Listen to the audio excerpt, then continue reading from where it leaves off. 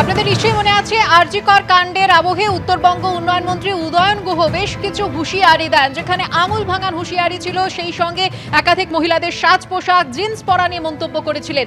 আর তারপরে যে অভিযোগ উঠেছে যে নাগরিক মিছিল সংগঠিত হয়েছিল আরজি কর কাণ্ডের প্রতিবাদে, সেই মিছিলে হামলা এবং মারধর করা হয়েছে, মিছিল হাইজ্যাকের চেষ্টার অভিযোগ উঠেছে, যা নিয়ে তুলকালাম বাঁধল কোচবিহার জেলার দিনহাটা শহরে। আরজি কর মেডিকেলের চিকিৎসককে খুন ধর্ষণের প্রতিবাদে গতকাল সন্ধে ৩০০০ হেমন্ত বসু কর্নার থেকে দলমত নির্বিশেষে প্রতিবাদ মিছিলের ডাক দেন মহিলারা। অভিযোগ, তৃণমূলের লোকজন মিছিলে সামিল হয়ে তা হাইজ্যাক করার চেষ্টা করে।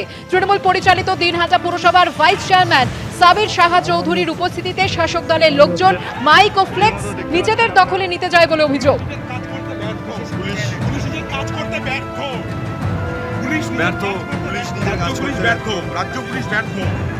এই হচ্ছে পুলিশ মারামারি হচ্ছে।